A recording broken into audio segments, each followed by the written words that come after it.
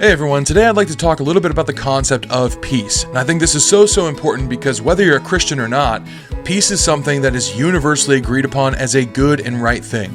We all seek peace, we pursue peace, we know that some part of us longs for a peaceful state. Whether that's a peaceful state of mind or peaceful circumstances, it's something that we want. But I believe it's also something that we fundamentally misunderstand because we're using a slightly wrong definition. Because when we look at peace through the lens of what this world is and what we wish it would be, I think that we use definitions that don't actually give this topic credit. We need to be looking at peace as a quality or an attribute of God.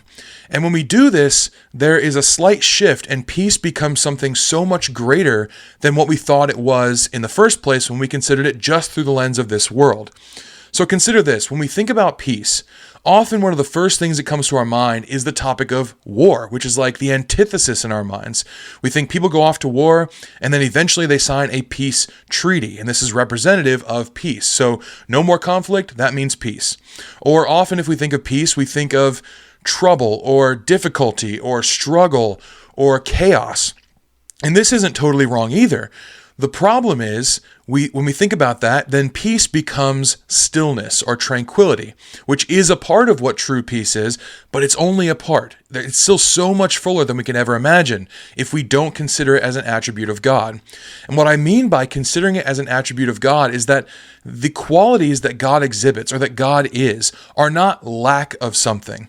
So when we say that God is peace, it does not mean that he just lacks war or lacks conflict. That's incomplete.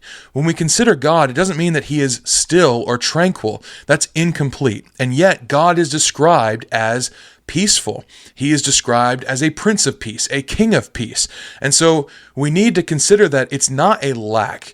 And so another illustration of this that I just thought of is something I read online the other day. It was a picture of a conversation between a student and a professor. And the professor was trying to prove to his students that God didn't exist. And he said, look at all the evil in the world. If there were truly a good God, how could he cause all of this evil? It's clear that if he created everything, then he created evil. And the student retorts back and he says, well, professor, does cold exist? The professor said, well, cold exists in the sense that we can experience it, but it really only exists as a lack of heat. And the student says, exactly. Evil and good are the same way. Evil doesn't truly exist except for as a lack of good. And so God is good, he exists, but the fact that evil exists shows that there is a lack of God in those areas. And so it actually proves God's existence. And this is the fundamental Christian teaching on good and evil. We all pretty much agree with this. But I would argue that peace is the same way. Peace cannot act as just a lack because God does not lack anything. And so when we consider that peace is so much greater than just non-conflict or non-war, or peace is so much greater than just stillness and tranquility, we get a much clearer picture of what it actually is.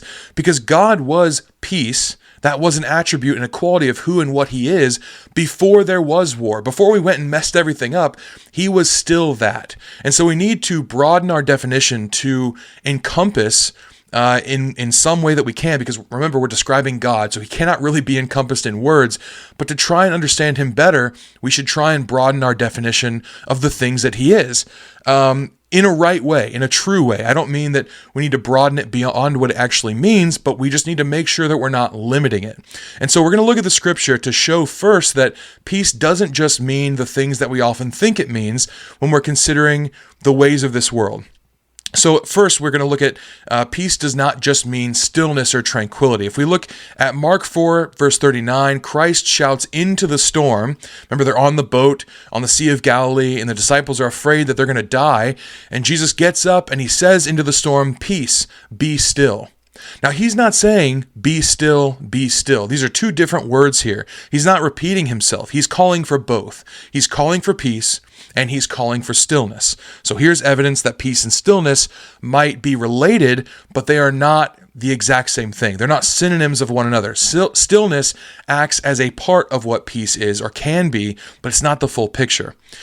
In Proverbs 3:17, this verse is one that the Jewish people use to describe what the Torah is, the law of God, the first 5 books of Moses. It says this, her ways are pleasant and her paths are shalom, meaning peace. And so the way is peace. It's not still. Now, it may be gentle.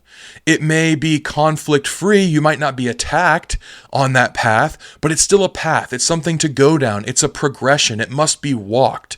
And so peace cannot just mean stillness, because it doesn't fit in the context of what this verse is saying about wisdom or about the law of God. It's also said that God's name is peace. And so we've talked about this already. It's not only a quality, but it's a name ascribed to him. And surely we cannot mean that God is stillness, because he's ever present, ever moving, ever working. He is not only the creator, but the sustainer of all things, watching over everything, allowing certain things and causing certain things to fulfill his will for the benefit of people. And so God cannot just be still. He is not just doing nothing. He is not stagnating.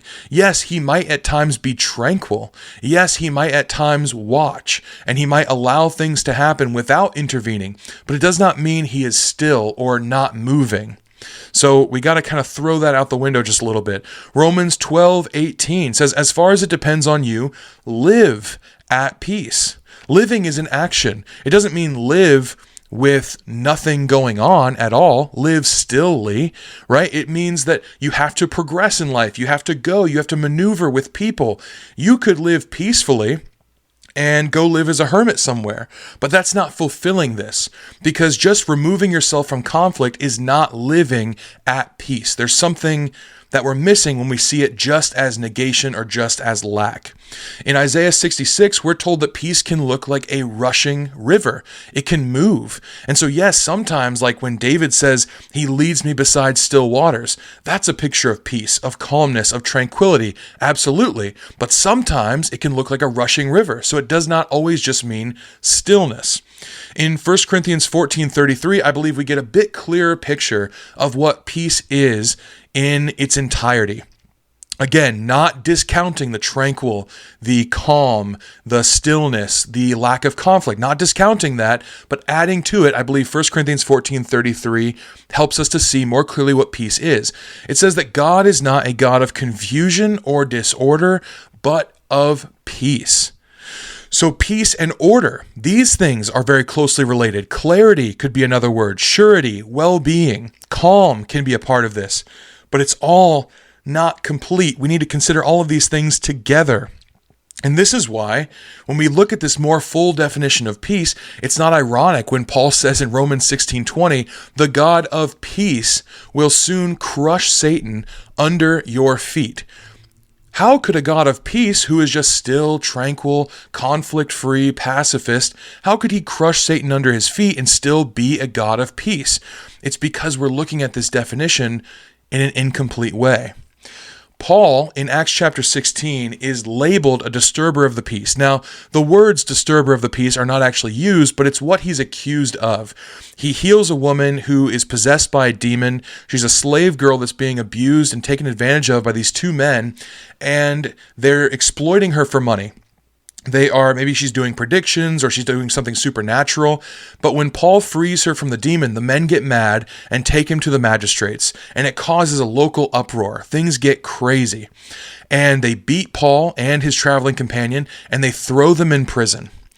And so afterwards, we can look at how Paul responds, because I believe that he responds in peace in two separate instances that look very, very different, that might inform us a little bit more clearly also about what peace actually means. So after he gets thrown into prison and he's beaten unjustly, it says that he sings psalms and he prays to God. And there's an earthquake in the prison, and the prison doors are opened, and when the jailer sees this, he begins to kill himself. And so Paul, responding in peace, he's singing, he's praying, he's not clamoring, he's not fighting, he's not reviling, he's not attempting to escape, he's not bringing about more conflict, he's actually assuring that a man doesn't needlessly kill himself. And he's sharing the good news of the truth with the jailer. And so all of this is orderly and just and right and working towards well-being. It's active peace. He's pursuing peace. Now, you would look at Paul's response here and say, yeah, that sounds pretty peaceful. He was treated wrongfully and he acted calmly, tranquilly, and in an orderly way. And that's true. But it also is much more active than we often think peace is when we consider it to be just a negation. But let's look at what happens after this, because in a moment, I believe he's still responding in peace, but it looks very different than our definition. Further on in Acts 16, he demands that the magistrates come and apologize to him and Silas for their wrongful treatment. So he's a Roman citizen, and beating a Roman citizen was not lawful. You cannot just do that and then throw them in prison. They are afforded trial. They're afforded certain rights by being Roman citizens. And so Paul, as a Roman citizen, gets treated unjustly, not just morally speaking, but also civically speaking.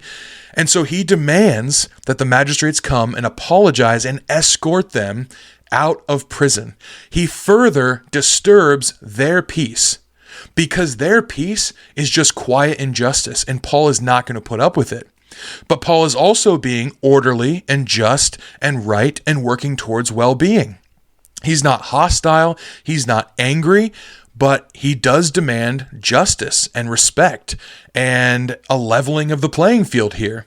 And so when the peace of the world is injustice and evil, then disturbing that peace, not with like warfare or antagonism or rage, but disturbing that peace in an attempt to promote true peace, that is good. And so Paul, he's like, yeah, I'm a disturber of the peace, but your peace is not true peace. So yeah, you're going to come down here and you're going to make things right, because peace is more than just stillness and a quiet putting away of the matter. Peace is also justice and order and rightness. And so when you realize that these people's definition of peace is off, and Paul realizes this, and he has access to true peace that lasts. It says it's a peace that transcends even our own understanding in some places in the Bible. When he shares this with them, yes, I'm sure it makes them mad, but it also completely disarms them. They come to Paul pretty humbly, and they acquiesce to his wishes. They let him out of prison. They apologize to him and they let him go. And this actually works really well, because then Paul goes and encourages the people that are here at Philippi, the fledgling church that he started. And I bet they had a lot less problems because Paul called these men to task. And he did it in a peaceful way. He wasn't antagonizing them, but he was working towards well-being and goodness and orderliness and rightness. And I think this needs to be taken into account, because it doesn't always match our definition, but it's still a peaceful response. I read another article by a man named Daniel C. Arakea. It's called Peace in the New Testament. And he says this: the concept of peace in the Old Testament primarily refers to wholeness, total health, and total welfare. And so we need to consider all of that. It's not negation. It is total wholeness, health, and welfare. It's all good and beneficial things. And then in the New Testament, it says, yes, it does include things like absence of war or chaos, or peace as a right relationship with God or with man, or with Jesus Christ, or a right relationship amongst even your enemies sometimes. But it can also mean a virtuous or good state of tranquility and serenity. That's all good too. And it is often used as a greeting. So the Israelites would say shalom, shalom to people, meaning perfect peace. And so these are all the ways that it's used throughout the Bible. And often we just want to take it to mean that one, that stillness, that tranquility, or that anti-war. And this is a part of it, but we need to consider it in full. And when we do this, we realize that pursuing peace is a very high call. And it's something that is much more difficult than it first seems when it just means stillness. We can just remove ourselves if that's all we want.